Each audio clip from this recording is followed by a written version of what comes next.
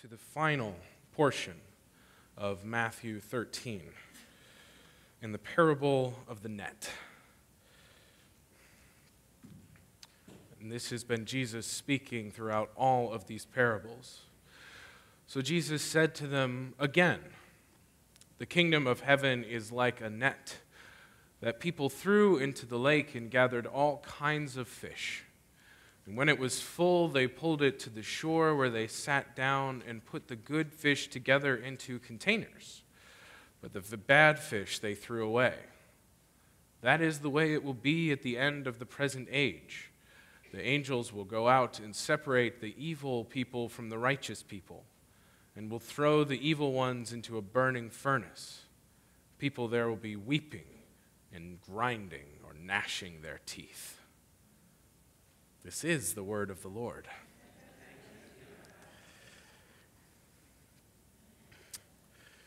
Your laughter is appropriate. Last night at our Saturday service, I jokingly said Quincy left this passage for me on purpose because I had left him with the parable of the weeds. These are pretty difficult passages for us to read. When we have to deal with eschatology and the end of times and the matter of salvation or soteriology, it is a tricky subject to approach. But in these parables, Jesus is trying to approach difficult subject matter in a way that is understandable by the people of the present day when he was speaking.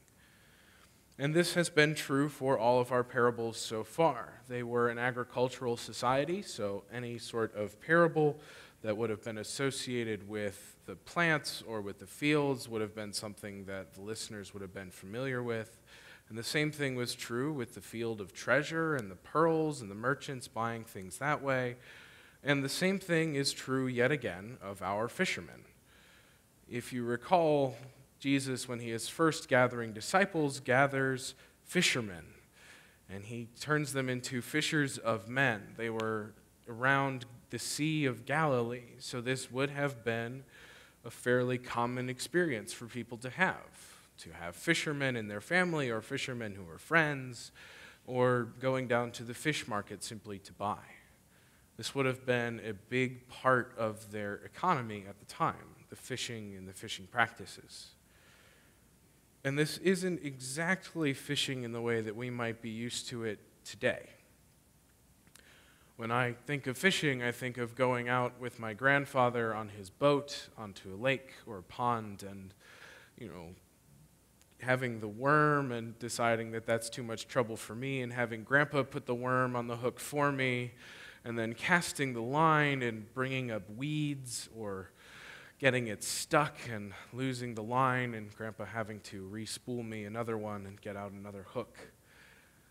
These are the memories that I have of fishing, but the fishing that was being done on the Sea of Galilee is more of an industrial kind of fishing. They would cast out these large nets, and they would drag them through the water, gathering up fish and pull them out. And the nets would be heavy because they'd be soaked through with water, and you're pulling up all these fish. And unlike Finding Nemo, they don't have the giant crane to help them pull it out of the water. So you have maybe 6 or 7 burly men pulling on the ropes trying to get it out of the water. And this is the lived-in experience for the fishermen around Galilee. So this parable would have been something they were familiar with, even down to the sorting of fish, because some fish were allowed by Jewish dietary laws to be eaten and some weren't. And so when we think about this parable, it is easy for us to get lost. For me, when I think about this parable, I worry about the end of it. When we talk about condemnation or salvation for the fish of the net. And so when I think about these questions and I think about the difficult portions of the text, I have to ask myself a few questions before continuing on in reading it.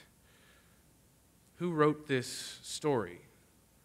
Who was it written for? And what did they really mean when they were talking about their eschatology? How literal were they being with it? And so, if we consider these questions, Matthew is the author of this gospel in particular. We have his favorite phrase, the wailing and gnashing of teeth. He uses it in a couple of other places with very similar parables, with the judgment and casting out. And in the same manner, Matthew is trying to take his gospel and make it in a way that is relatable to the Jewish community. And they would be used to parables and stories that have to deal with sorting and with a definite good and a definite evil. This is a story that is prevalent throughout the entirety of the Old Testament. I just recently got done talking to our high schoolers about Sodom and Gomorrah, and that is a pretty one or the other scenario. And so for Matthew, this is not an unusual text. This is not something out of the ordinary for him. And it also should be considered that Matthew, when he was writing this story, it is possible that Matthew is writing it as a not so gentle reminder to his congregation to be faithful. Because the early church was convinced that Jesus' coming was just around the corner, that the end of the age might have meant end of the century or end of their lives, that Jesus was going to be there any minute, and you really needed to turn your life around so you were not the one being discarded at the end. And in terms of the literal interpretation or the severity of the interpretation of his eschatology here, Matthew's pretty clear. He says that this is just like it will be at the end of the age, with the angels sorting the wicked from the righteous, sorting the just from the unjust, the good from the bad, the delicious from the rubbish, the devout from the unholy. It's a very powerful message. And it's honestly a message I can't get behind. When I hear this scripture message, it grinds right up against my own personal theology. It grinds right up against my own understanding of salvation and understanding of how God will choose to handle us. And it offers me a hard choice.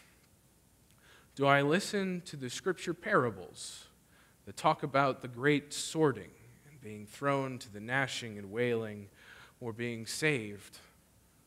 Or do I listen to the scriptures that tell me of a loving God, that tell me of grace and of forgiveness?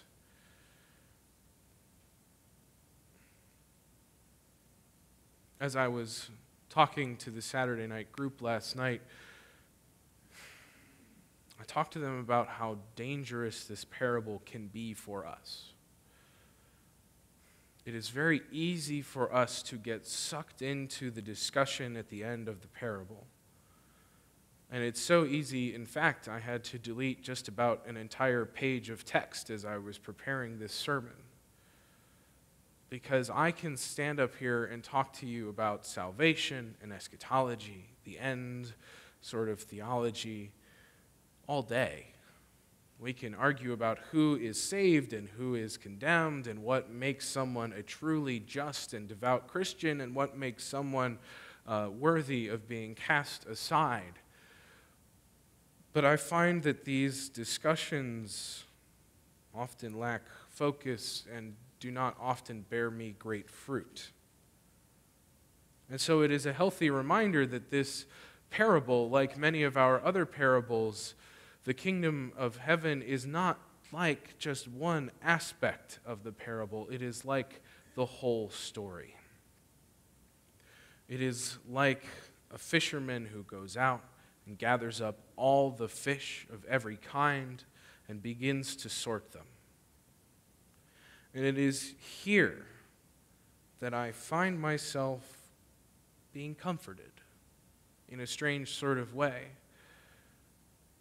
One of the reasons we are scared of the end of this parable is we do not know what metrics God is using for judgment. We do not understand what it is that makes us holy and what makes us righteous, what makes us wicked and what makes us evil in the eyes of God.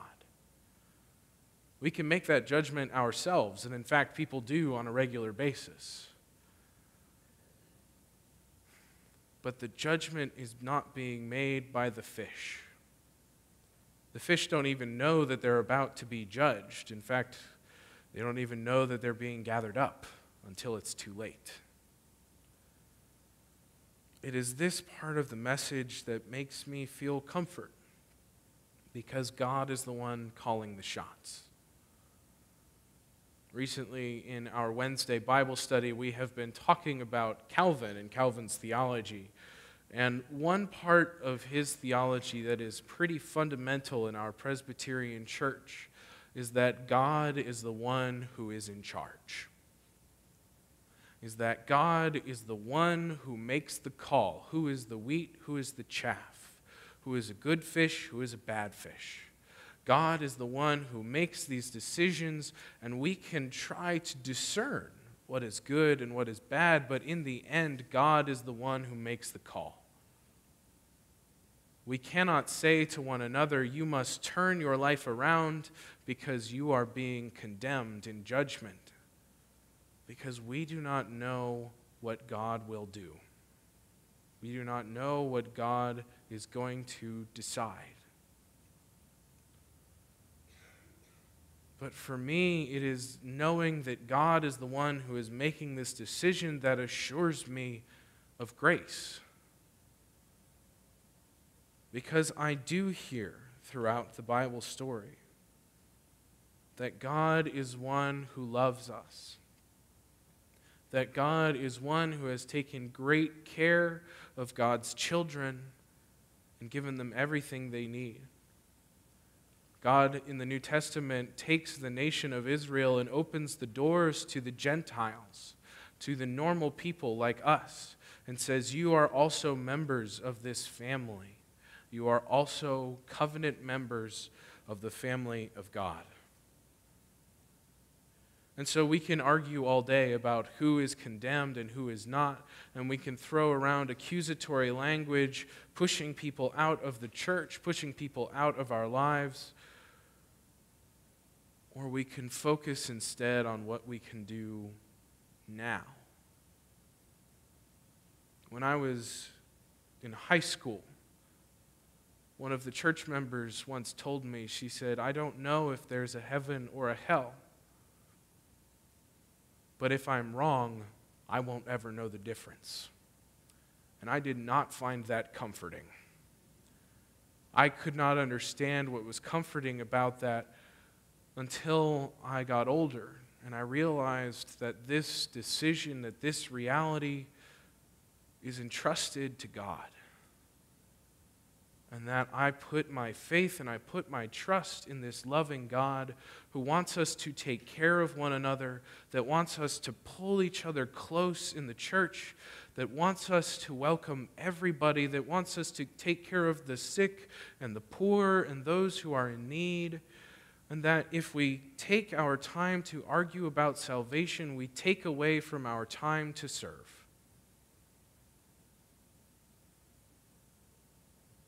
And I don't think that's what Jesus wants for us. All we have to do is trust in God. Our lives around us are busy and chaotic. We don't need to be arguing about one more thing. We need to be trusting in God and focusing on what brings the kingdom to us and to each other. This is the word of the Lord. Thanks be to God.